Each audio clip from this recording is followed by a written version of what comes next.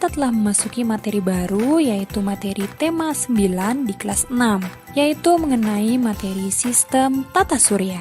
Adapun tujuan pembelajaran kita pada tema kali ini yaitu siswa diharapkan mampu mendeskripsikan sistem tata surya, matahari sebagai pusat tata surya, serta posisi dan karakteristik anggota tata surya. Di dalam materi pembelajaran sistem tata surya ini, nantinya kita akan mempelajari tentang matahari, kemudian kita mempelajari tentang planet-planet dan juga benda langit lainnya, anak-anak. Nah, sebelum masuk ke pembahasan, pastikan kalian sudah klik tombol subscribe dan juga nyalakan lonceng notifikasinya ya, agar kalian selalu mendapatkan informasi terbaru dari channel pembelajaran ini. Oke anak-anak, kita langsung saja ke pembelajarannya. Nah, tata surya. Pasti kalian pernah mendengar istilah tata surya kan? Kira-kira tata surya itu apa ya? Ya, tata surya adalah matahari dan kumpulan benda langit yang beredar mengelilinginya, di mana matahari merupakan pusat tata surya. Selain matahari dan planet, di tata surya juga terdapat benda-benda langit lainnya, anak-anak. Nah, setiap benda langit ini memiliki ciri-ciri yang berbeda. Bagaimanakah ciri-ciri benda langit tersebut? Dapatkah kita melihat benda langit dari permukaan bumi? Nah, berikut ini akan kita bahas. Anak-anak, kita tinggal di planet bumi yang merupakan anggota dari sebuah tata surya. Sebenarnya, tata surya kita hanyalah sebagian kecil dari galaksi, anak-anak. Nah, apakah itu galaksi? Galaksi merupakan kumpulan gas, debu, dan miliaran bintang beserta tata surya. Tata surya kita hanyalah bagian kecil dari galaksi Bima Sakti. Apa itu galaksi Bima Sakti? Jadi, galaksi Bima Sakti disebut juga Milky Way, di mana Milky Way ini adalah tempat sistem tata surya yang kita tempati saat ini, anak-anak. Bumi dan benda-benda langit lainnya berada dalam susunan tata surya yang teratur. Dengan begitu, bumi tidak bertabrakan dengan benda langit lainnya. Benda-benda langit beredar mengelilingi matahari, di mana matahari itu merupakan pusat tata surya. Matahari adalah sebuah bintang. Bintang adalah benda langit yang dapat menghasilkan cahayanya sendiri, anak-anak. Nah, apakah itu matahari? Jadi, matahari merupakan bola gas yang bercahaya, di mana matahari ini tersusun atas 92% hidrogen dan 2% helium. Nah, anak-anak, tentu kalian tahu bahwa suhu matahari ini sangat panas. Jadi, suhu permukaan matahari itu kurang lebih 6.000 derajat Celcius, anak-anak.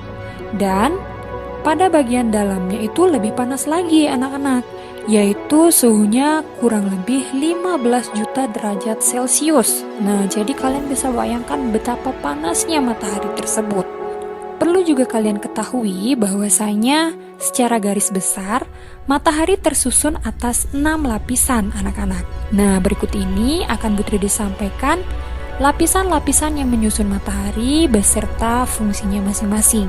Nah, mulai dari lapisan yang pertama, lapisan ini disebut dengan lapisan korona. Nah, lapisan korona ini merupakan lapisan terang yang tampak menyelimuti matahari yang tersusun atas gas ringan. Jadi korona ini merupakan lapisan terluar dari matahari. Kemudian selanjutnya lapisan yang kedua ini disebut dengan kromosfer, di mana kromosfer ini merupakan lapisan yang berada di luar lapisan permukaan matahari yang tersusun atas gas ringan. Kemudian lapisan berikutnya disebut lapisan fotosfer, di mana lapisan fotosfer ini merupakan lapisan yang terlihat dari bumi yang tersusun atas gas yang bertekanan rendah. Kemudian lapisan yang selanjutnya disebut dengan lapisan konvektif, di mana lapisan konvektif ini merupakan lapisan yang berada setelah fotosfer dan menghantarkan energi matahari secara konveksi. Kemudian selanjutnya lapisan ini disebut dengan lapisan radiatif, di mana lapisan radiatif ini merupakan lapisan yang mengelilingi lapisan inti dan menghantarkan energi matahari dari dalam inti secara radiasi. Selanjutnya, lapisan yang paling dalam itu disebut dengan lapisan inti, Nah, jadi ini adalah lapisan inti dari matahari. Lapisan inti merupakan lapisan yang terletak di bagian pusat yang menghasilkan energi matahari. Nah, jadi itulah keenam lapisan yang menyusun matahari, anak-anak. Selanjutnya, kita akan membahas tentang planet. Seperti halnya bintang, planet juga terlihat bercahaya di langit, anak-anak.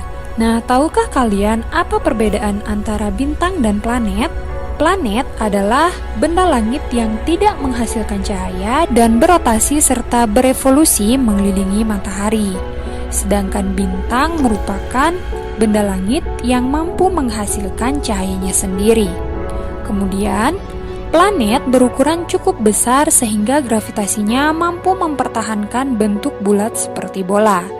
Nah, ini adalah ilustrasi dari tata surya, anak-anak, di mana matahari ini merupakan pusat tata surya dan dikelilingi oleh planet-planet yang berbentuk bulat seperti bola. Selanjutnya, di dalam tata surya itu terdapat beberapa planet, anak-anak. Nah, dulu kita mengenal 9 planet yang mengelilingi matahari. Ke-9 planet tersebut yaitu ada Merkurius, kemudian Venus, Bumi, Mars, Jupiter, Saturnus, Uranus, Neptunus, dan Pluto. Namun, berdasarkan peraturan baru tentang pengertian planet, bahwasanya Pluto tidak lagi dimasukkan ke dalam golongan planet, anak-anak. Hal ini disebabkan karena Pluto masih dipengaruhi oleh gravitasi dari planet Neptunus. Jadi, tata surya kita saat ini hanya memiliki 8 planet yang mengelilingi matahari, anak-anak. Mulai dari Merkurius sampai dengan Neptunus saja. Nah, selanjutnya kita akan membahas mengenai penggolongan planet, anak-anak. Jadi, berdasarkan letak garis edarnya, planet itu digolongkan menjadi 2, anak-anak, yaitu ada yang disebut dengan planet inferior dan planet superior, di mana yang pertama itu ada planet inferior. Planet inferior adalah planet-planet yang lintasan edarnya berada di antara matahari dan bumi. Nah, kalian perhatikan, ini adalah matahari dan juga ini lintasan edar dari bumi. Nah, Bu Tride langsung saja menunjukkan dengan menggunakan garis lintas edar yang berwarna merah ini. Nah, di mana planet-planet yang berada di dalam lintasan edar antara matahari dan bumi itu merupakan planet inferior, anak-anak. Nah, kita bisa lihat di sini bahwasanya ada planet Merkurius dan juga Venus. Sehingga planet inferior itu adalah planet Merkurius dan Venus. Kemudian selanjutnya itu ada yang disebut dengan planet superior, di mana planet superior ini adalah planet-planet yang lintasan edarnya berada di luar dari peredaran bumi, anak-anak. Nah, Bu Tride berikan tanda bahwa lintasan edar bumi itu adalah ini. Sehingga planet-planet yang berada di luar lintasan edar bumi ini merupakan planet superior, yaitu mulai dari Mars, kemudian ada Jupiter, ada Saturnus, ada Uranus, dan Neptunus. Sehingga yang digolongkan sebagai planet superior itu adalah mulai dari Mars, Jupiter, Saturnus, Uranus, dan Neptunus. Itu penggolongan planet berdasarkan garis edarnya. Selanjutnya, penggolongan planet berdasarkan jaraknya dengan matahari itu dibedakan menjadi 2, anak-anak, yaitu ada yang disebut dengan planet dalam dan ada yang disebut dengan planet luar. Nah, planet dalam ini terletak di antara matahari dan sabuk asteroid. Jadi, yang dimaksud dengan sabuk asteroid itu adalah bagian yang ini, anak-anak. Nah, Bu Tride berikan tandanya. Sehingga, yang dimaksud dengan planet dalam itu adalah planet-planet yang berada di dalam lintasan sabuk asteroid ini. Nah, kalian bisa perhatikan ada planet Merkurius, Venus, Bumi, dan Mars. Nah, sehingga planet-planet tersebut termasuk planet dalam, anak-anak. Kemudian yang kedua, yaitu ada planet luar. Nah, di mana planet luar ini terletak lebih jauh dari matahari, yaitu setelah sabuk asteroid. Nah, kita berikan tanda sabuk asteroid ini. Sehingga planet-planet yang berada di luar sabuk asteroid ini merupakan planet luar, anak-anak, yaitu terdiri dari planet Jupiter, kemudian Saturnus, Uranus, dan Neptunus. Nah, sehingga planet-planet tersebut merupakan planet luar. Nah, itu dia penggolongan planet berdasarkan garis edarnya dan juga jaraknya dengan matahari. Kemudian selanjutnya kita akan membahas tentang karakteristik anggota tata surya. Nah, seperti yang Putri disampaikan tadi, bahwasanya tata surya kita terdiri dari 8 planet yang mengelilingi matahari, anak-anak. Nah, berikut ini akan kita bahas satu persatu ke 8 planet tersebut, yaitu mulai dari yang pertama, yaitu ada planet Merkurius. Merkurius adalah planet terkecil dalam tata surya. Planet ini lebih kecil dari bumi dan jaraknya paling dekat dengan matahari, anak-anak. Di mana waktu yang diperlukan untuk berotasi planet Merkurius ini adalah 59 hari dan waktu revolusinya yaitu 88 hari. Planet Merkurius itu tidak memiliki satelit alam, anak-anak. Selanjutnya, planet yang kedua yang terdekat dari matahari yaitu Venus. Planet Venus selalu tampak bercahaya terang dan planet ini paling dekat dengan bumi, di mana ukuran planet ini hampir sama dengan planet bumi, anak-anak. Venus sering disebut dengan bintang timur atau bintang pagi, karena planet ini kadang-kadang terlihat di sebelah timur sebelum matahari terbit, kemudian disebut juga dengan bintang senja atau bintang malam, karena Venus juga terlihat di sebelah barat sebelum matahari terbenam. Selain itu, Venus juga disebut dengan bintang kejora. Waktu atau kala rotasi yang diperlukan Venus itu ada 243 hari, kala revolusinya yaitu 225 hari. Venus juga tidak memiliki satelit. Planet yang ketiga selanjutnya yaitu ada Bumi. Bumi merupakan satu-satunya planet di tata surya yang dihuni oleh makhluk hidup. Bumi merupakan planet ketiga terdekat dari matahari. Adapun kala rotasi bumi yaitu 24 jam dan kala revolusinya yaitu 365 hari atau 1 tahun. Bumi memiliki satu buah satelit alam yaitu bulan. Bulan selalu mengelilingi bumi dalam peredarannya mengelilingi matahari. Kemudian selanjutnya planet yang keempat adalah Mars. Planet Mars disebut juga sebagai planet merah.